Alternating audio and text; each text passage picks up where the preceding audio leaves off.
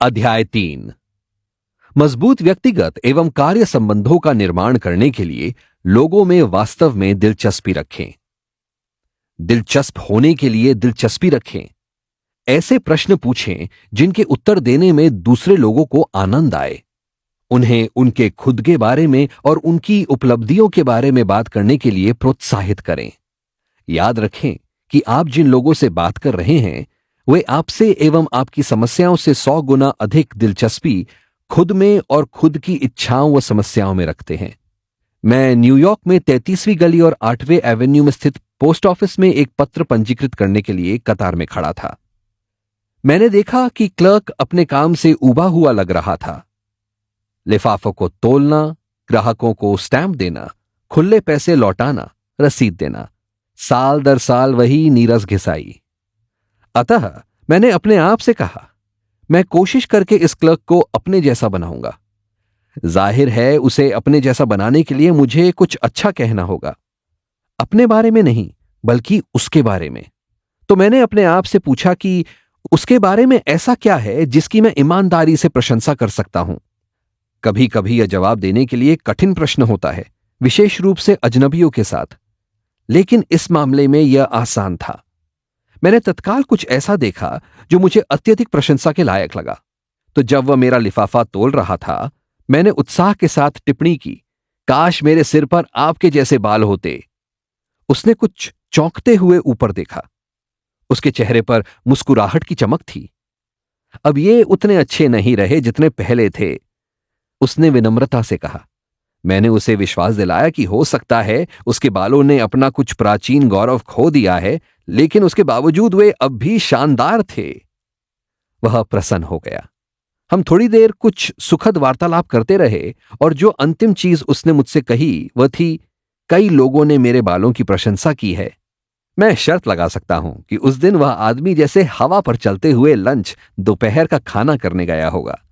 मैं शर्त लगा सकता हूं कि उस रात उसने घर जाकर अपनी पत्नी को इसके बारे में बताया होगा। मैं शर्त लगा सकता हूं कि उसने आईने में देखकर कहा होगा कि मेरे सिर पर कितने खूबसूरत बाल हैं। एक बार मैंने यह कहानी सार्वजनिक रूप से सुनाई और बाद में एक व्यक्ति ने मुझसे पूछा, आप उससे क्या काम निकलवाना चाहते थे? मैं उससे क्या काम निकलवाना चाहता था? यदि हम इस हद तक स्वार्थी हैं कि किसी व्यक्ति से बदले में कुछ पाने की कोशिश किए बिना हम उसे थोड़ी सी खुशी नहीं दे सकते तथा ईमानदारी से थोड़ी प्रशंसा नहीं कर सकते, और अगर हमारी आत्माएं खट्टे सेब जितनी ही बड़ी हैं, तो हमें वह विफलता अवश्य मिलेगी जिसके हम पूर्ण रूप से अधिकारी हैं। अरे हां, मैं उस आदमी से कुछ पाना तो चाहता था।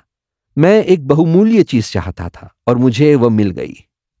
मुझे यह एहसास हुआ कि मैंने उसके लिए कुछ किया था, बदले में उसके द्वारा मेरे लिए कुछ किए बिना।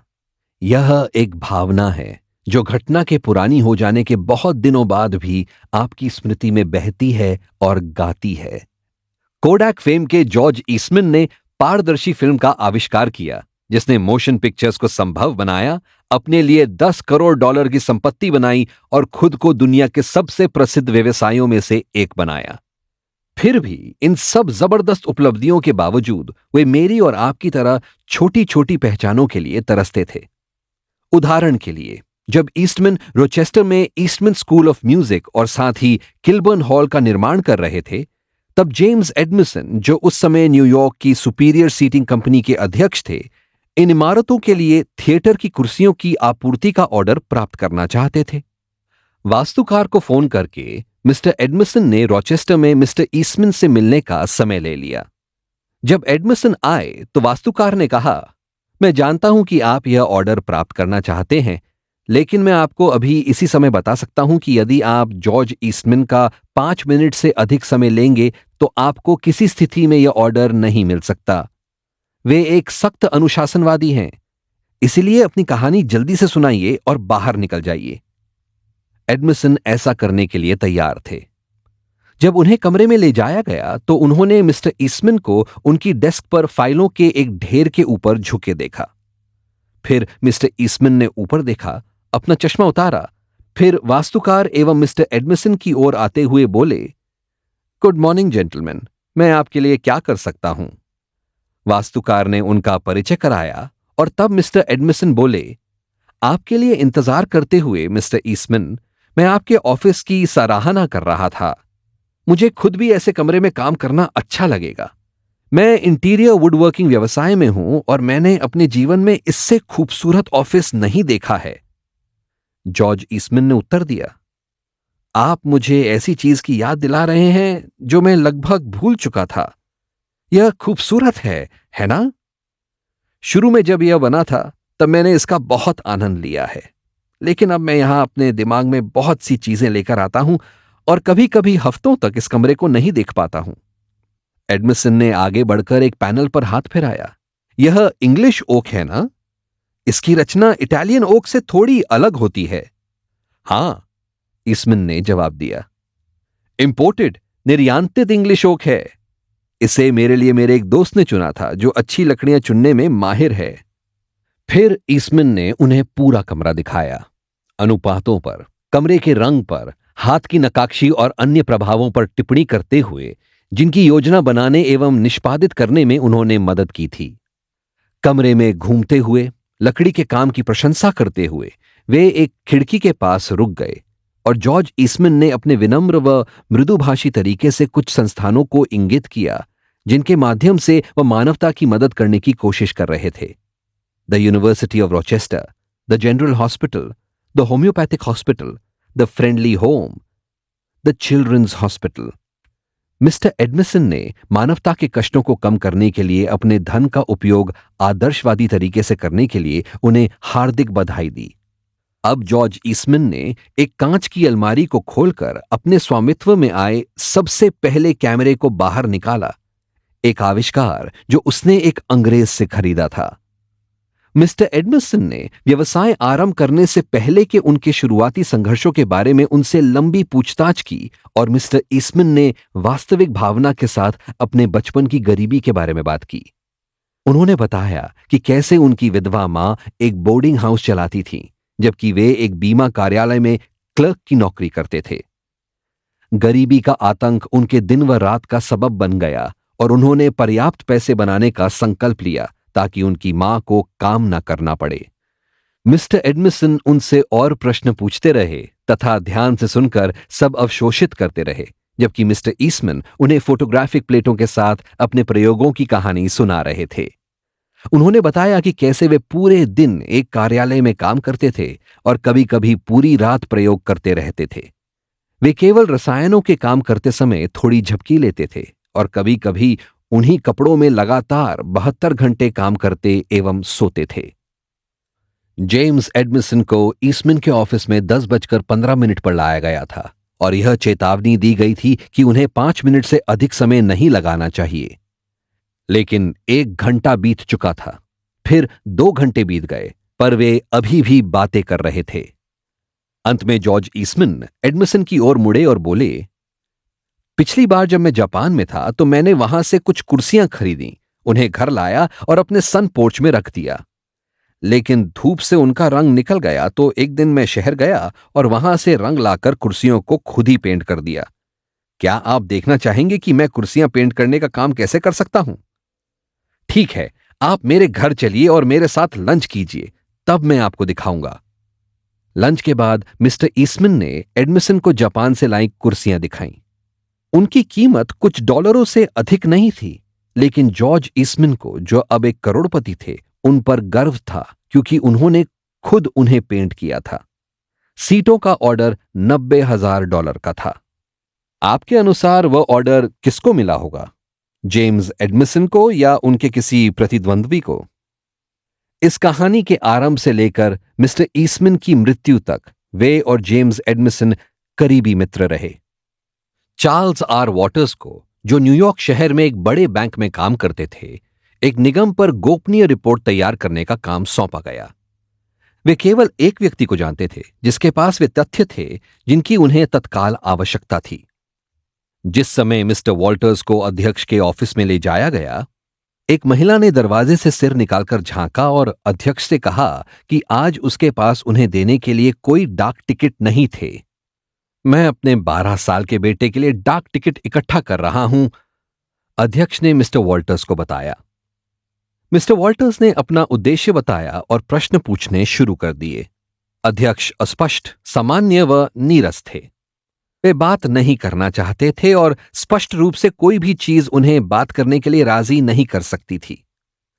साक्षात्कार संक्षिप्त और बेकार था। सच कहूं तो मुझे नहीं पता था कि क्या करना चाहिए। मिस्टर वॉल्टर्स ने क्लास को यह घटना सुनाते हुए कहा। फिर मुझे याद आया कि उनकी सचिव ने उनसे क्या कहा था। डाक टिकट, 12 साल का बेटा, और मुझे यह भी याद आया कि हमारे बैंक का विदेशी विभाग डाक टिकट एकत्रित करता था। 7 समुद्रों द्वारा धोए जाने वाले, हर महाद्वीप से आने वाले पत्रों से लिए जाने वाले डाक टिकट।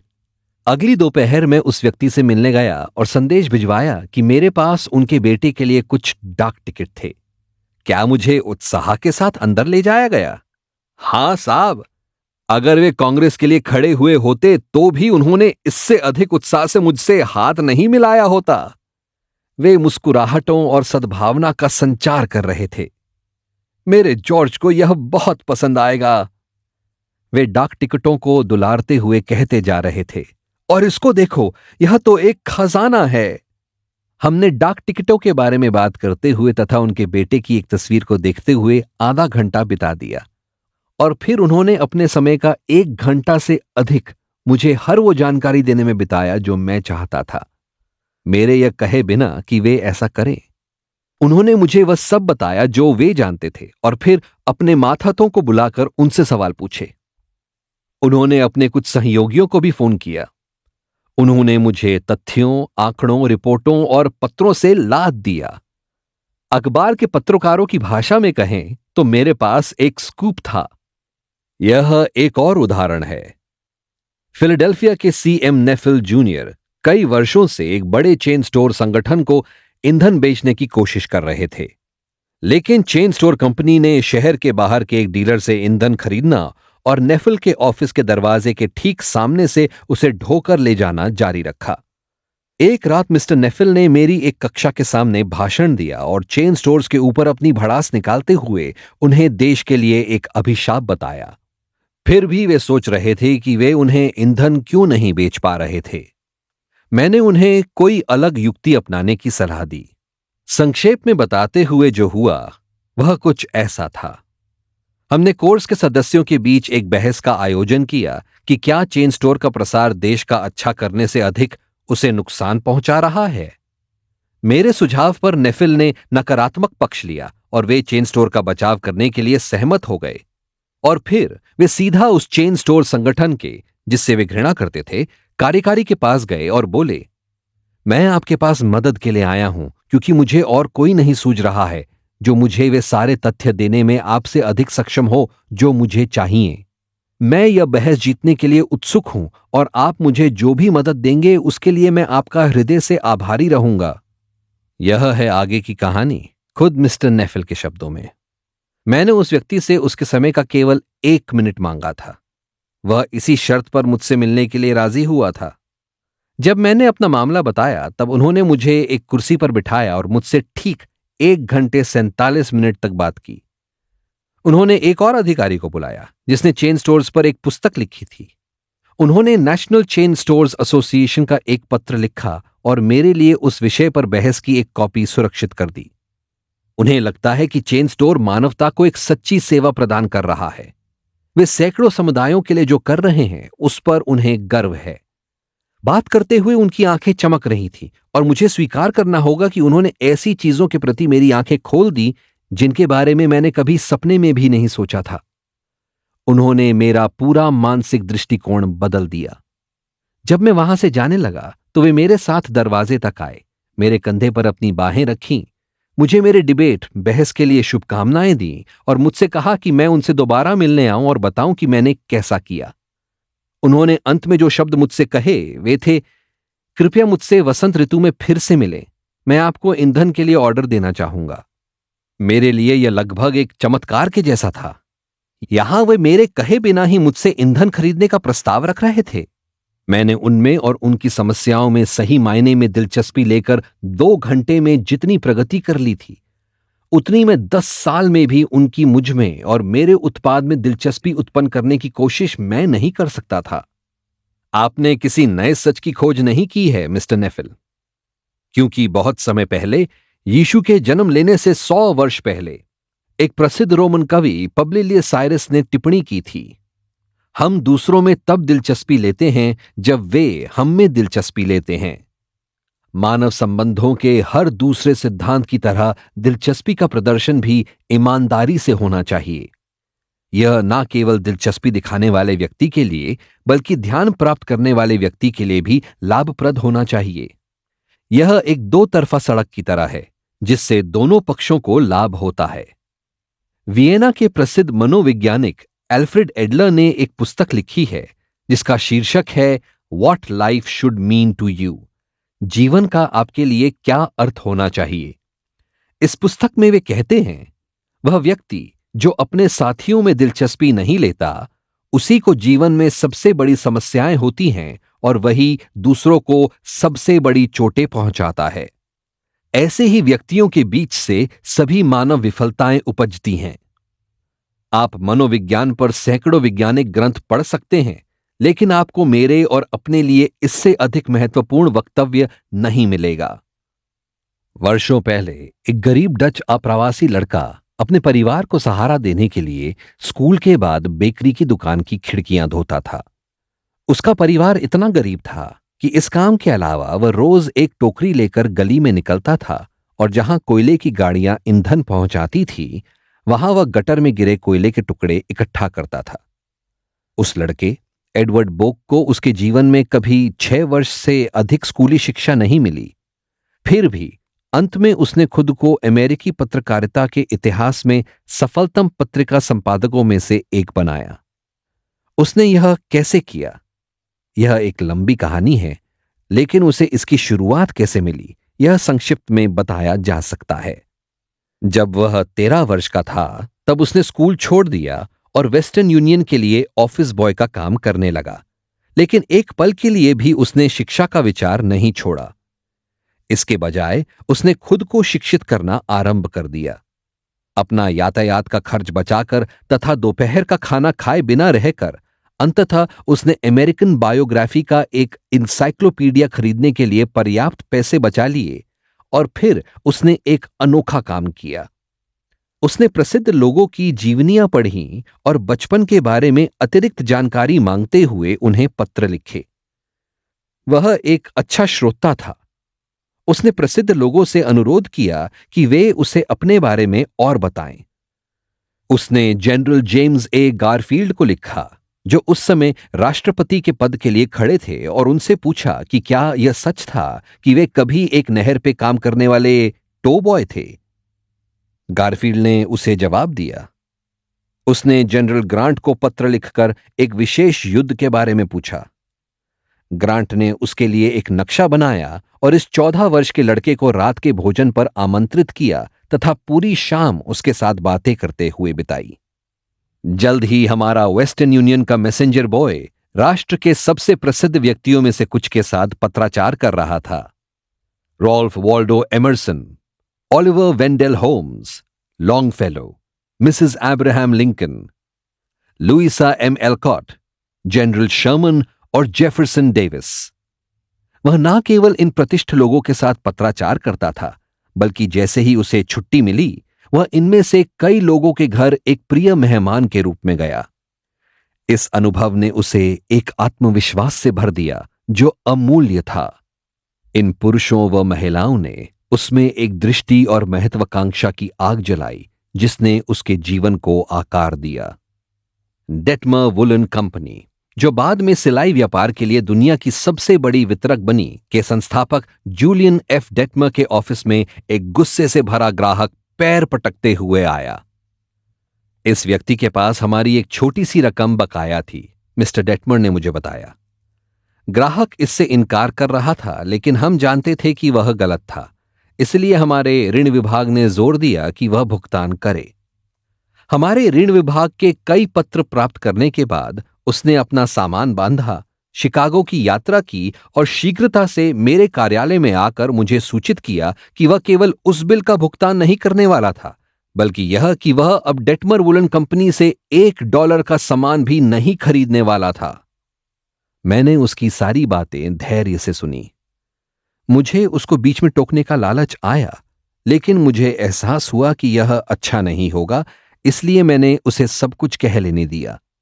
अंत में जब वह थोड़ा ठंडा हुआ और सुनने के मूड में आया, तो मैंने शांति से कहा, मैं आपको धन्यवाद देना चाहता हूं कि आप मुझे यह सब बताने के लिए शिकागो आए। आपने मुझ पर बहुत बड़ा एहसान किया है, क्योंकि अगर हमारे ऋण विभाग ने आपको परेशान किया है, तो वह अन्य ग्राहकों को भी परेशान कर सकता है और यह बहुत बुरी बात होगी। मेरा विश्वास कीजिए, आप यह सब बताने के लिए जितने उत्सुक हैं, उससे कहीं अधिक उत्सुक मैं यह सुनने के लिए हूं। यह अंतिम चीज थी जो मुझसे सुनने की वह अपेक्षा कर रहा था। मुझे लगता है वह थोड़ा निराश हुआ, क्योंकि वह शिकागो तक मुझे एक दो बातें सुनाने आया था, लेकिन यहां मैं उससे लड़ने की बजाय उससे धन्यवाद कर रहा था। मैंने उसे आश्वासन दिया कि हम बही खाते से ऋण को हटा देंगे और उसे भूल जाएंगे, क्योंकि वह एक बहुत ही सजग आदमी था जिसे केवल एक खाते की देखभाल करनी होती थी, जबकि हमारे क्लर्कों को हजारों खातों की देखभाल करनी होती थी। इसलिए उसके गलत होने की संभावना हमारी तुलना में कम थी। मैंने उससे कहा कि मुझे अच्छी तरह समझ में आ गया था कि वह कैसा महसूस कर रहा था, और अगर मैं उसके स्थान पर होता तो निस्संदेह मैं भी ठीक वैसा ही महसूस करता जैसा वह कर रहा था। चूंकि अब वह हमसे कुछ खरीदने वाला नहीं था, अतः मैंने उसे कुछ अन्य वुलन कंपनियों के नाम बता दिए। इससे पहले जब भी वह शिकागो आता था, हम आमतौर पर साथ में लंच करते थे, इसलिए मैंने उस दिन भी उसे लंच का निमंत्रण दिया। उसने अनिच्छा से स्वीकार कर लिया। लेकिन जब हम कार्यालय में वापस लौटे, तो उसने मुझे अब तक का सबसे बड़ा ऑर्डर दिया।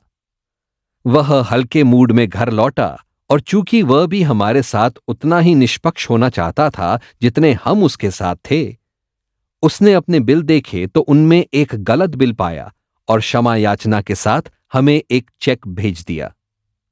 बाद में जब उसकी पत्नी ने उसे एक नन्हे शिशु का उपहार दिया, उसने अपने बेटे का बीच का नाम डेटमर रखा, और अगले 22 वर्षों तक, जिसके बाद उसकी मृत्यु हो गई, वह कंपनी का मित्र एवं ग्राहक बना रहा।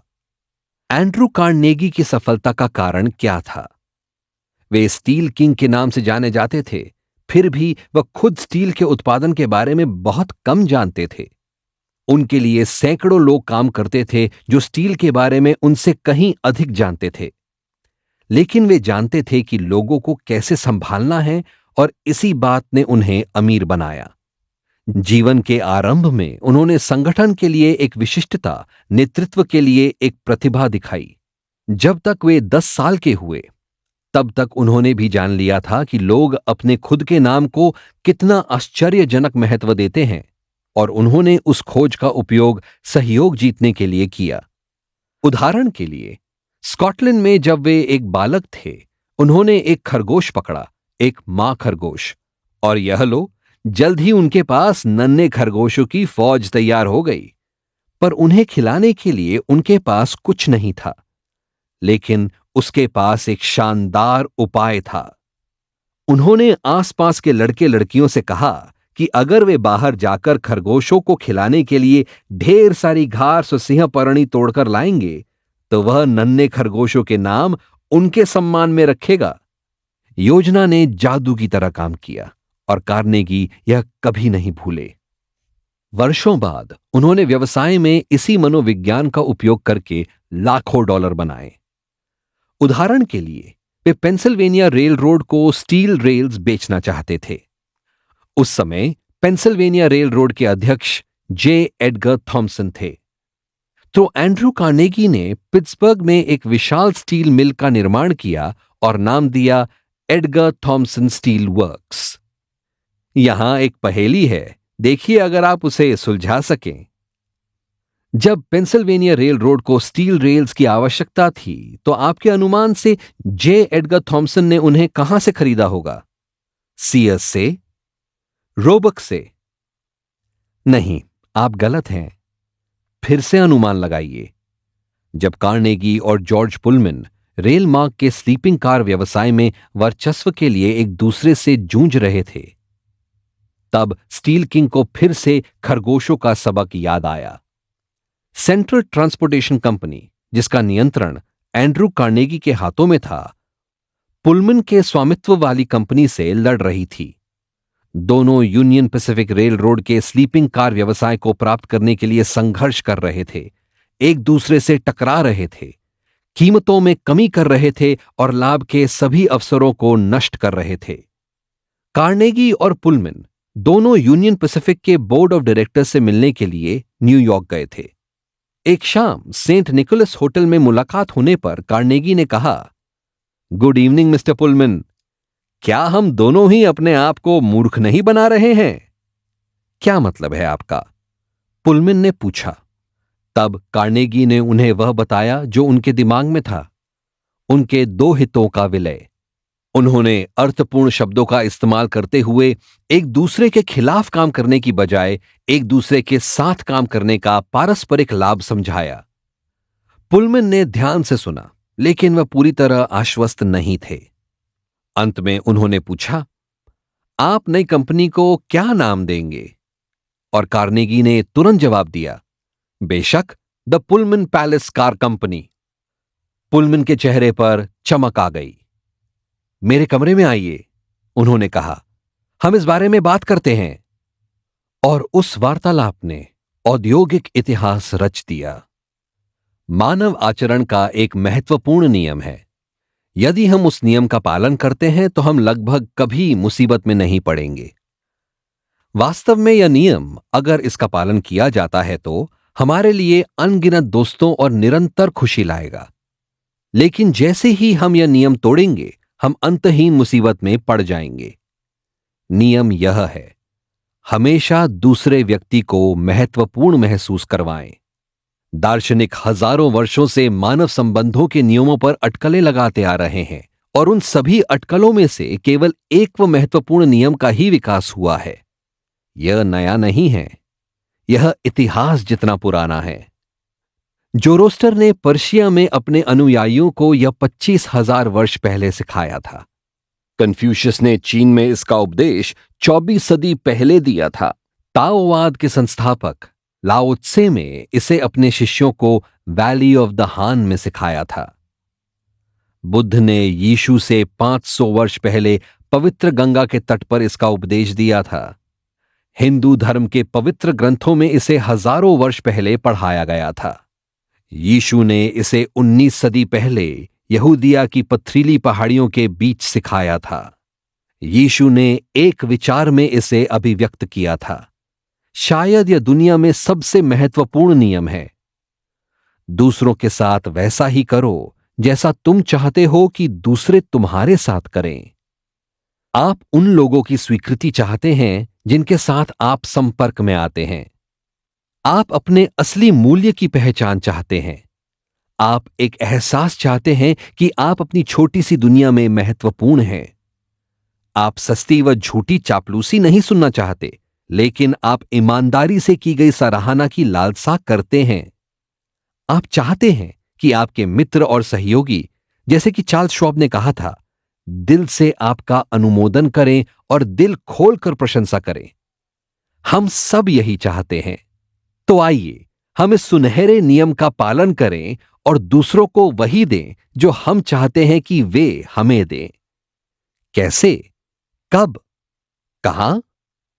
तो जवाब है, हर समय, हर जगह।